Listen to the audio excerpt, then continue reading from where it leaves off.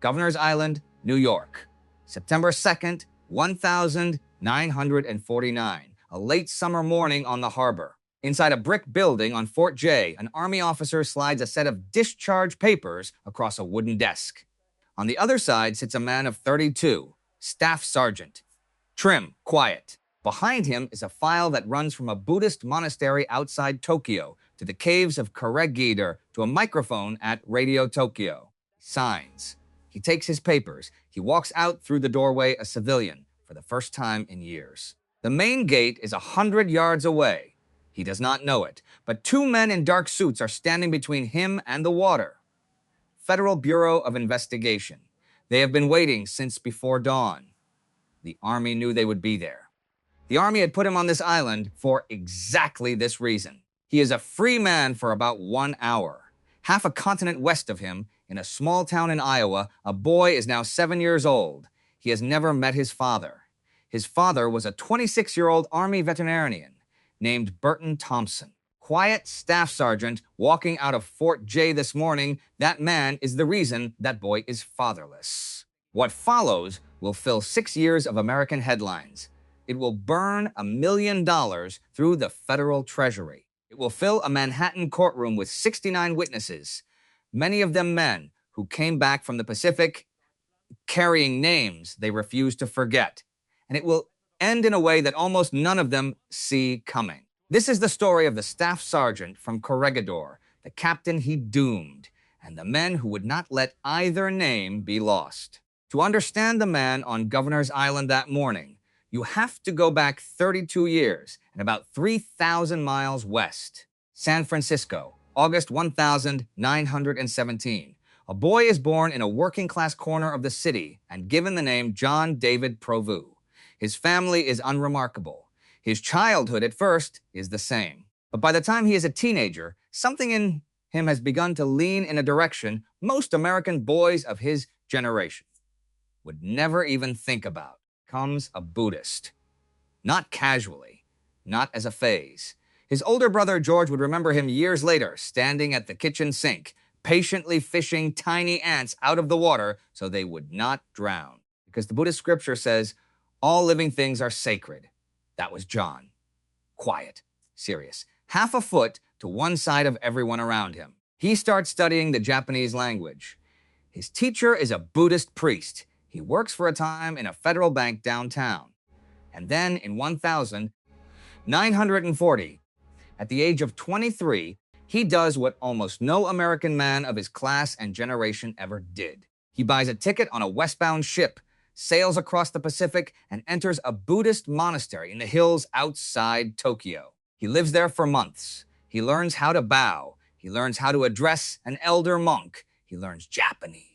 Not the way a soldier picks up a few phrases in a phrase book, but the way a man learns a language he means to live inside. He walks through that world as if he belongs in it. Then, back home, the world begins to tilt toward war. Comes home in 1941, after about 7 months in Japan. And then, on December 7th of that same year, the Japanese Navy strikes Pearl Harbor, the country he was born in, and the country he had just gone to study are suddenly enemies. John David Provoo, a man who has just spent months living among the very people who are now the enemy, puts on the uniform of the United States Army. He is trained. He is shipped back across the same Pacific he had crossed only months before. He goes to the Philippines. General Douglas MacArthur's command, Manila. They put him at a clerk's desk at Army headquarters, rank of staff sergeant. He is a paperwork soldier in a paperwork job. And for a short time, the Army's intelligence men take an interest in him. Here is an American who can read Japanese newspapers, speak to Japanese prisoners, think in some measurable way the way the enemy thinks. The Counterintelligence Corps looks at his file, and this is where the first surprise of this whole story lies. They pass on him. The reasons never make it into a headline, but they make it into the record. The background check raises 2 flags. The first is the time he spent in Japan just before the war. Where exactly had he been? Who had he spoken to? Could a man who had lived in a Tokyo monastery in 1940 really be trusted with a security clearance in 1942. The second flag is more personal. Army investigators come to suspect he is a homosexual, and in the Army of that time, that suspicion alone was disqualifying. So they close his file. They send him back to his clerk's desk. A man they briefly considered too useful is quietly stamped too risky. And so, when the world comes for him, Staff Sergeant John David Provoo is exactly where a headquarters clerk is expected to be, behind a typewriter, in the wrong place, at the wrong time. By the spring of 1942, the Philippines are finished. The Japanese 14th Army has come ashore in December. MacArthur has already been ordered out. He is gone. Baton falls in April. What is left of the American and Filipino Army pulls back onto a zinc-fortified island at the mouth of Manila Bay.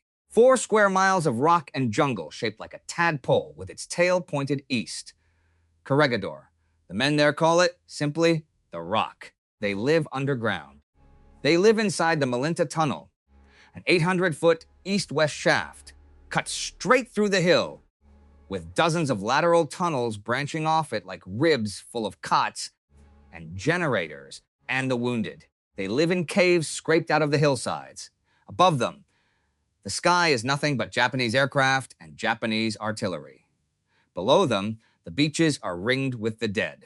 Their food runs low and then lower. Their water is rationed by the cupful. Their ammunition begins to run out. And the relief convoy that was supposed to appear on the horizon and save them all does not come. It was never coming. Every man on that island slowly comes to understand it. They hold on for nearly a month. On the night of May 5th, Japanese troops land on the eastern tail of Corregidor. By the next day, the fight is over. On the morning of May 6th, 1942, General Jonathan M. Wainwright, a 58-year-old cavalry officer, tall, gaunt, hollow-eyed with hunger, surrenders. He surrenders Corregidor, and in doing so, at the demand of the Japanese, he surrenders every American soldier in the Philippines. Roughly 11,000 men pass, in a single stroke of a pen, into Japanese hands. They had given a soldier everything a soldier can give, and they had lost anyway. Prisoners are herded together at a place called the 92nd Garage Area, out in the sun, on the open concrete for days. Some have no water, some go mad. Then they are moved off the island, and the long dying begins. Among those 11,000 is Staff Sergeant John David Provoo. For most of the men around him, the surrender is the beginning of a nightmare that will not end until 1945, if it ends at all. Starvation, disease, ships called the Hell Ships, where American prisoners will suffocate in the black holds while their own bombers sink the vessels overhead. Camps in Manchuria, camps in Japan, camps where men die of thirst within sight of the guards. That is the road ahead of every man taken on Corregidor, for most of them, not for Provoo, because within days of the surrender, before the shock of defeat has even worn off, Staff Sergeant John David Provoo does something that men who were there would remember for the rest of their lives, and would talk about at reunions and around kitchen tables until the day they died. He walks over. He steps out from the mass of American prisoners. He approaches the Japanese officers running the camp. And in the fluent, carefully accented Japanese he has been carrying inside him since a monastery, "Dear Tokyo," he offers himself. As an interpreter, as a go-between, as a useful man. There is no gun to his head in that moment. There is no beating being inflicted on him. He has not yet spent one hungry week in Japanese hands. The other Americans are still trying to figure out where the water is going to come from tomorrow, and Provoo is already walking toward the enemy, on his own 2 feet, with something to sell. Witnesses would later describe how quickly he changed. Some remember him with his head shaved to the scalp. Some remember him wearing something close to a robe. What they all agreed on was the direction of his walk, away from his own men, toward the men holding the rifles. The Japanese take him up on his offer, and on that rock, in those caves, an ugly thing begins. Prisoners on Corregidor start calling him a name. Not Sergeant. Not Provoo. Something shorter. Something they say through their teeth. The boss. Witnesses who lived through it would testify years later to what that word meant on the rock.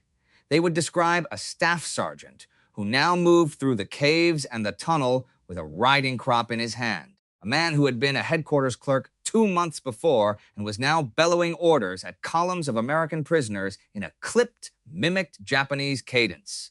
Line up. Move. Get over here. Some of the men he barked at outranked him. He had been a staff sergeant on the day Corregidor fell. He was still a staff sergeant, technically in the American Ledger, but he was no longer working for the American Ledger.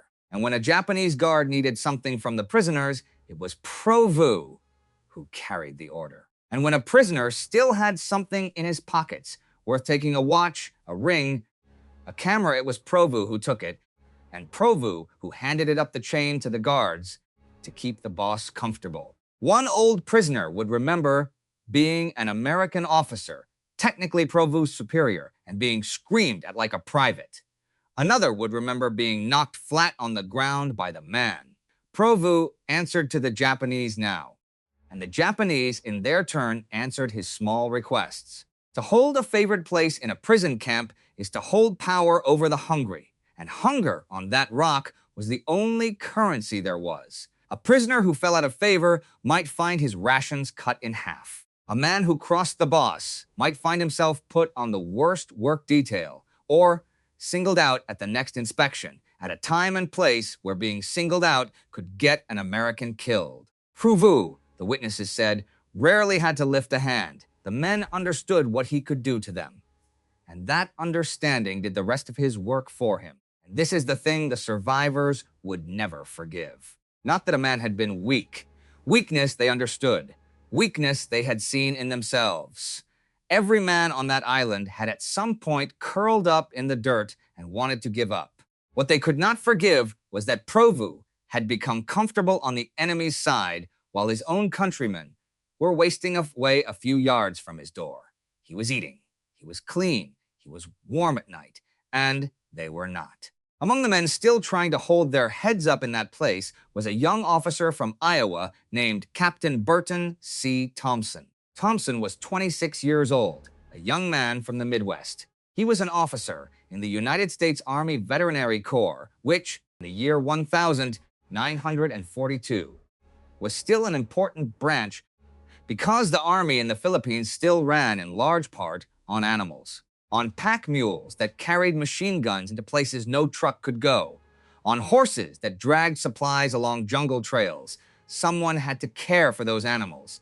Thomson was that man. Back in Iowa, he had left behind a wife and a son, a boy just 7 months old.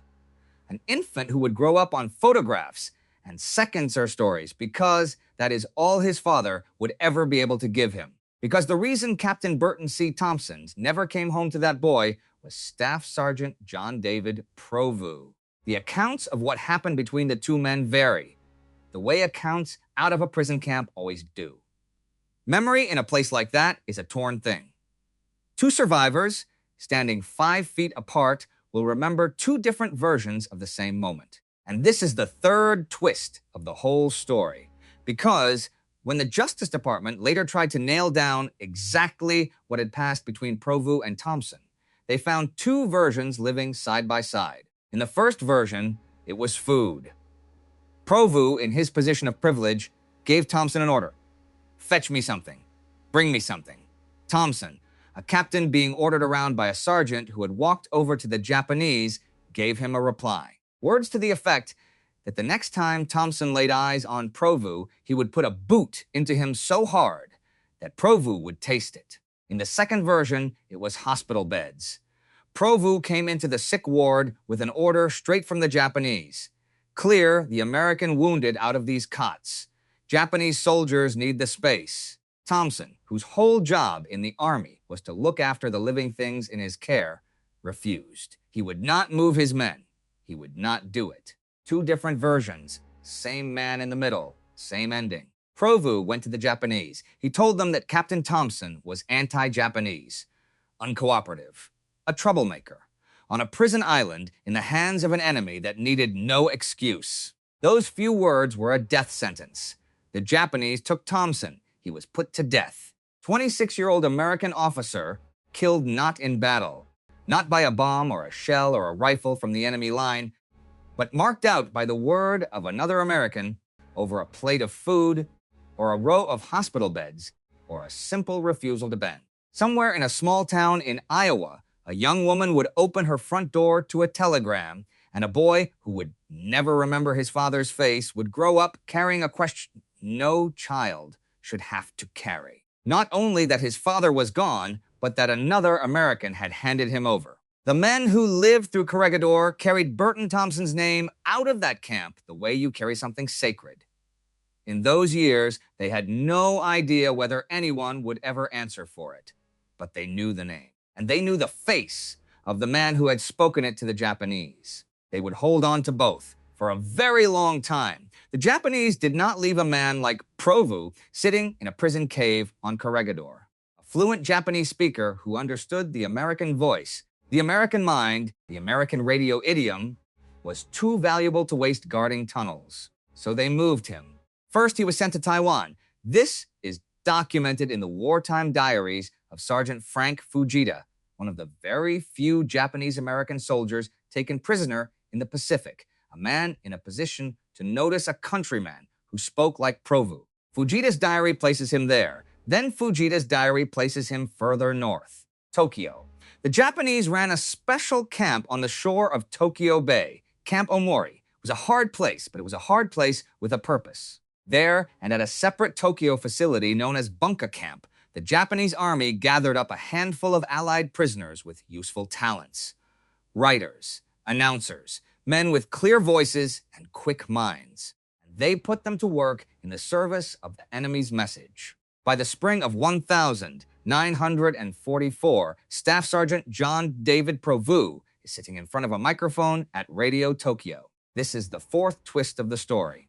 Because up to now, Provoo has been a man in caves with a riding crop, terrorizing a few hundred prisoners in the Philippines.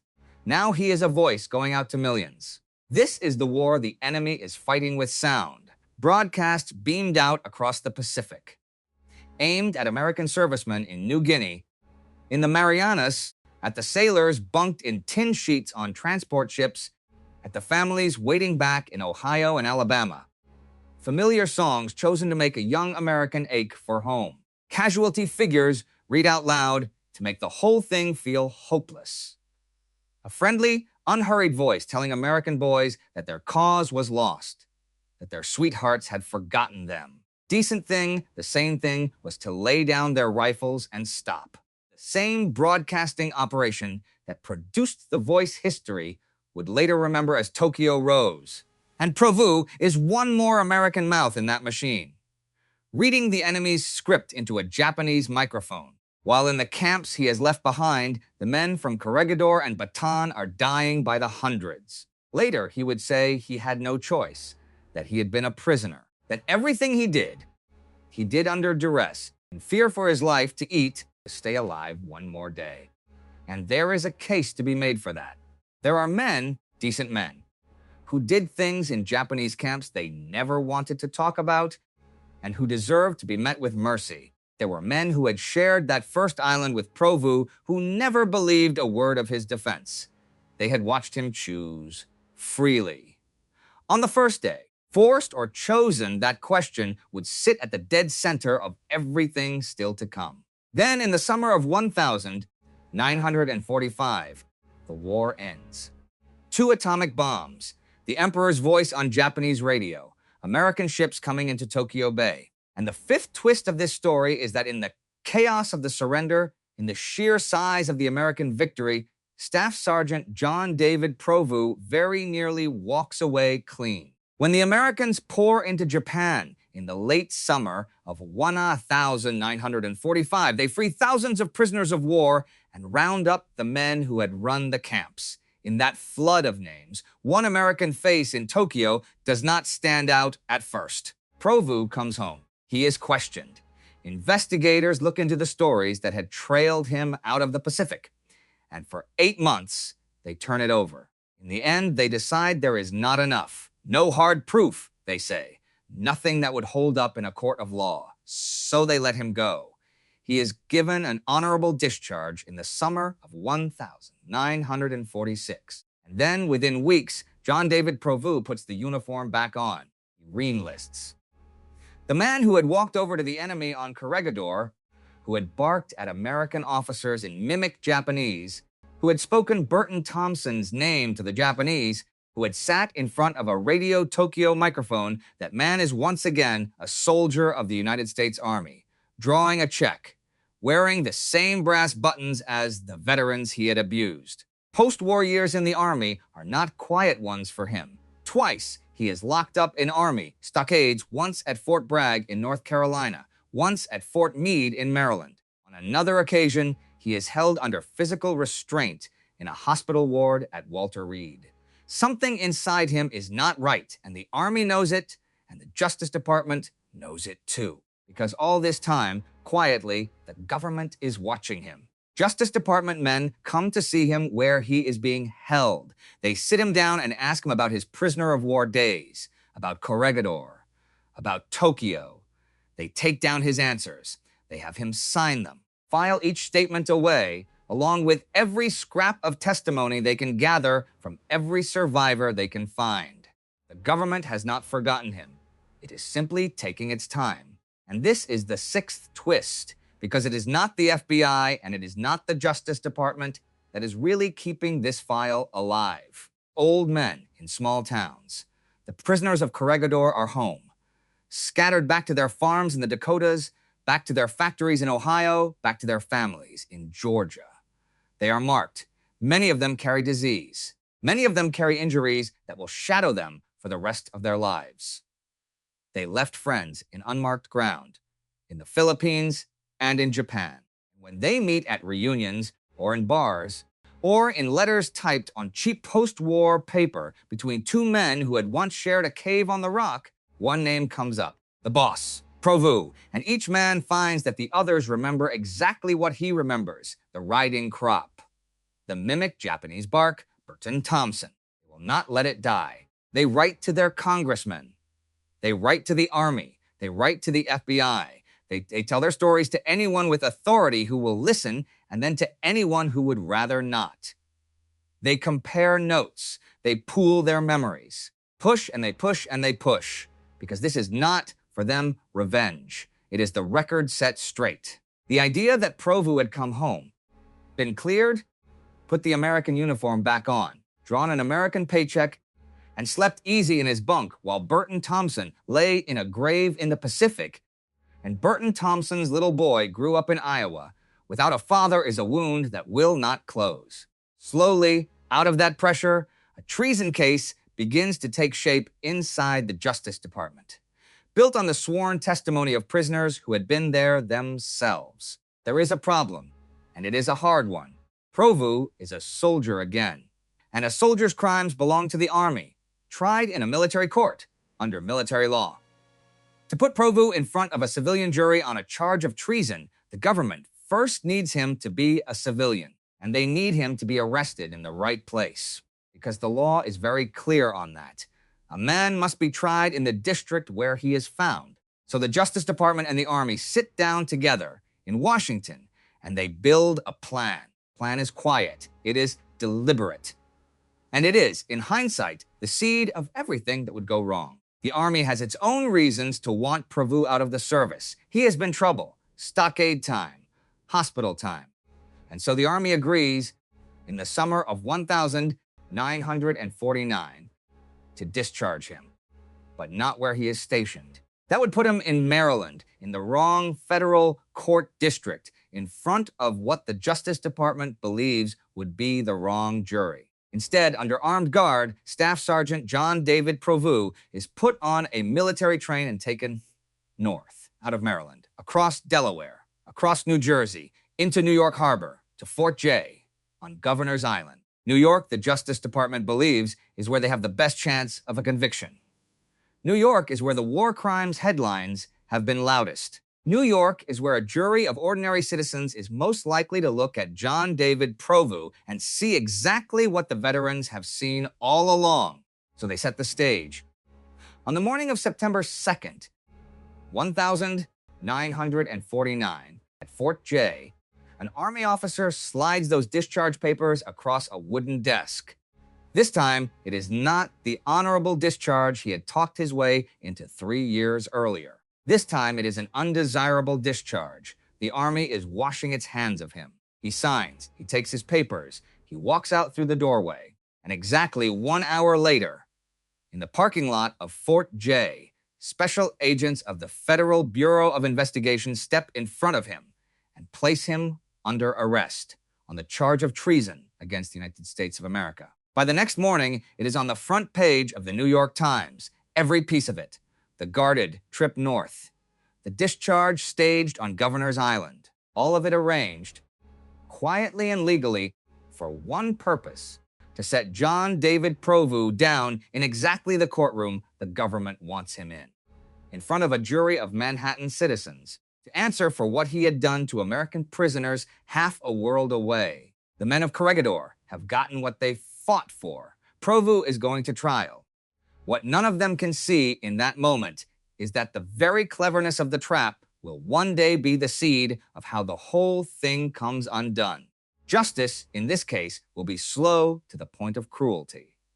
The trial is first set for early 1950. It does not happen. The government is still hunting witnesses.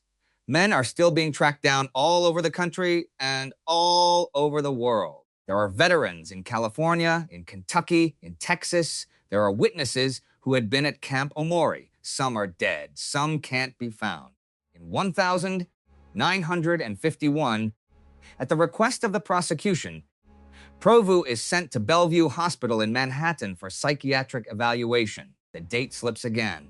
3 full years pass between the handcuffs on Governor's Island and the day the trial finally opens. For the survivors, it is 3 more years of waiting to learn whether any of it will have been worth the trouble. On October 27th, 1952, the trial of John David Provoo opens in a federal courtroom at Foley Square in Lower Manhattan. Judge Gregory Noonan on the bench. It will run for 15 weeks. 69 witnesses will take the stand. And many of them are men who have come back from the Pacific to do one simple, heavy thing: to sit a few feet from John David Provoo in a room full of strangers and to tell 12 jurors what they had seen with their own eyes. One after another, the survivors testify. They do not have to reach for it. 10 years have gone by, and their memory is as clear as the morning it happened. They tell the jury what it had been like to be a prisoner, already stripped of nearly everything, and then to watch one of their own take the enemy's side. They tell the jury what a man's face looks like when he is barking orders on behalf of the people who are starving him. They tell the jury about the riding crop, about the shoutings in mimic Japanese, about the small confiscated things that ended up in Japanese hands. And they speak, one after another, of Burton C. Thomson, the captain from veterinary officer, the young man whose name Provoo had carried to the Japanese, and who never came home to the wife and the little boy waiting for him. Then, in the 7th week, the government calls its most famous witness. And here is the 7th twist of this story. Because when General Jonathan M., Wainwright, 69 years old, gaunt, still limping under the weight of 3.5 years of Japanese captivity, takes the stand in that Manhattan courtroom, he is not there for the prosecution. He is there for the defense. Wainwright's hearing has been ruined by years near the guns of Corregidor. The lawyers have to raise their voices so he can catch the questions. And when the questions come, he answers them honestly. He tells the court plainly that he had never personally known John David Provoo at all. He tells them what his own captivity had been like. He tells them that he, too, had done manual labor because the Japanese ordered him to. That any prisoner under those conditions will do things he would never do free. He does not defend Provoo. He is too honest to defend Provoo, but he speaks the truth about the world in which Provoo had done what he did. And that truth cuts both ways. The weight of that name, Wainwright, fills the courtroom all the same. It fills the front page of the paper. It fills the country. the highest-ranking American to surrender in the Pacific War, in a federal courtroom testifying with the defense. The trial runs its full 15 weeks, 34 government witnesses, 35 for the defense. Provoo himself takes the stand, and when the cross-examination comes, the prosecution does something the survivors of Corregidor do not care about at the time, but which will matter more than anything else in this story. The prosecutor drags Provoo's private life, his suspected sexual identity, into the record. 200 pages of transcript on the subject. His defense lawyer objects. The judge lets it in. The jury goes to deliberate on 12 counts of treason. Some are dropped along the way. 7 are put in front of them. They come back divided on 3 and certain on 4. On February 11th, 1953, they return their verdict. Guilty on offering his services to the Japanese on Corregidor, guilty on the propaganda broadcast out of Tokyo, and guilty of causing the death of Captain Burton C. Thomson. The judge sentences him the following week. Life imprisonment and a $10,000 fine. Treason can carry the death penalty in the United States. The judge says, in open court, that he has chosen to spare Provoo's life on account of what he calls the defendant's great emotional instability. It is a mercy Provoo had never shown Burton Thomson. For the men of Corregidor, watching from the gallery, from their homes, from newspaper photographs, this is the moment they have carried in their chests for a decade. An American federal court, speaking for the American people, has weighed the evidence those men had fought to bring and has called John David Provoo exactly what they had always known him to be, a traitor. Burton Thomson's name has been spoken aloud in a Manhattan courtroom and written into the permanent record of the United States of America.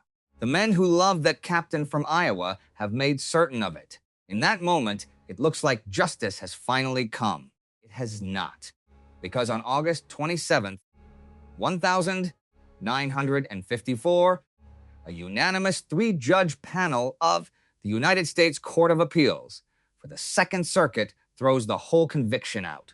Judge Thomas Walter Swan writes the opinion, 77 years old, one of the most respected federal judges of his generation. He does not throw it out because he doubts what Provoo has done. He does not throw it out because he thinks the survivors were wrong. He does not throw it out because he questions how Burton Thomson died. He throws it out because the trial had been run in the wrong way and in the wrong place. Remember the arrangement, the guarded ride from Maryland to New York, the discharge staged on Governor's Island so Provoo would be arrested inside the Southern District of New York. The government's own clever maneuver, the trap the Justice Department had spent months building, is now, in the eyes of the Second Circuit, exactly the reason the case cannot stand. Provoo, Judge Swan writes, should have been tried in Maryland, where he had truly been held, not shipped up to New York for prosecutorial convenience. The trap has sprung backward. The court finds, on top of that the prosecutor's questioning of Provoo about his private sexual life had been unfair and prejudicial. It had had nothing to do with the crime of treason. Only purpose, Judge Swan writes, had been to turn the jury against the man himself rather than against the crime he was charged with. That, too, is reversible error. The 8th twist of the story is this.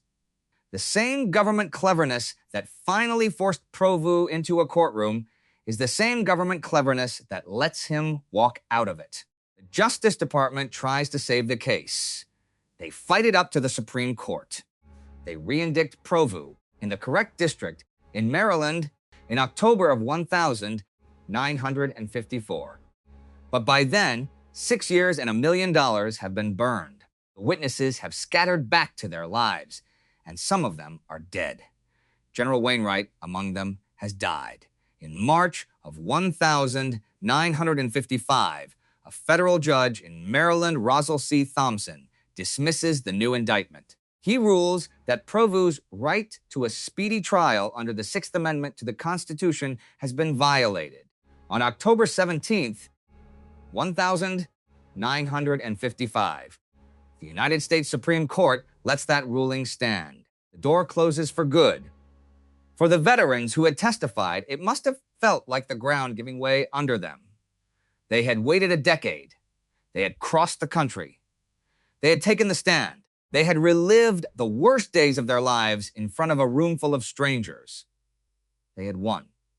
And now the courts were telling them that all of it had been done in the wrong place, in the wrong way, and that none of it would stand. John David Provoo walked free. He was never tried again. His life afterward did not settle easily. He tried to live in Baltimore. He could not hold a job. His wife divorced him. In 1957, he was arrested again, this time in Lincoln, Nebraska, on an entirely unrelated charge involving a 16-year-old runaway boy from Maryland. He pleaded guilty. He served 3 years in a men's reformatory. And then, when he came out, he did what almost no one who followed his story could have predicted. He went back to the faith he had found before the war. He returned to Japan. He was ordained a Buddhist priest in the Nichiren-shu school. He took a new name, Nichijo Shaka. He climbed the ranks of that school to something roughly equivalent to a bishop. And in time, he came back across the Pacific to Hawaii, where he lived out the rest of his life in a small temple compound near the town of Pahoa on the Big Island. He taught meditation. He kept a few students in cabins around his temple. He was, to almost everyone who met him in those years, simply a quiet old teacher in a robe. Almost none of them had any idea that the quiet teacher in the robe had once been the boss of Corregidor, or that his name had once been on the front page of the New York Times. He died in a hospital bed in Hilo, Hawaii, on August 28, 2001, at the age of 84. His ashes were placed in East Hawaii Veteran Cemetery No. 2. That is the hardest part of this story to sit with, because in the end, the law let him go. But the law is not the only thing that keeps a record. The men of Corregidor had already won the one verdict that could never be overturned. They had forced John David Provoo into a Manhattan courtroom. They had put their memories and Burton C, Thomson's name, into the permanent record of the United States, where no appeal and no technicality could ever reach them. A judge could void a conviction over a question of venue. He could not unspeak what those survivors had testified. He could not strike Burton Thomson from the memory of the men who had come home determined that he be remembered. And decades after all of it, long after Provoo had gone quiet in his Hawaiian temple, long after most of the men of Corregidor had died in their sleep in small towns across America, that determination had one more chapter. Burton Thomson's family. The wife who opened the telegram in Iowa, the infant son who grew up on photographs of a father he never met, and, decades later, the men of Corregidor who were still alive to speak his name. They gathered the court transcripts, the testimony, the letters. They made certain in whatever way they could that Burton C. Thomson would never be a footnote in another man's history, that a stranger in another century, a stranger like you, right now, this evening, would still hear his name. That is what memory does when people refuse to let go of it. It outlasts the verdict. It outlasts the trap. It outlasts the man. A traitor can walk out of a courtroom. A name, once enough good men decide to carry it, does not disappear. John David Provoo is the footnote now, if he is anything at all. The story does not belong to him. It belongs to the prisoners on the rock who refused to look away. And it belongs to a 26-year-old captain from Iowa who would not move his sick men out of their beds. Not for the Japanese, not for the boss, not for anyone. His name was Burton C. Thomson. Say it once, tonight, before you close this video, for him. And if your own father or your own grandfather came home from Bataan or from Corregidor or from a camp whose name he could barely bring himself to say out loud, then you are holding a thing no archive holds. Stories he told at the kitchen table, the names he never forgot. Put his name down in the comments, where it will not be lost. The men of Corregidor made sure Burton Thomson was remembered. Let us do the same for yours.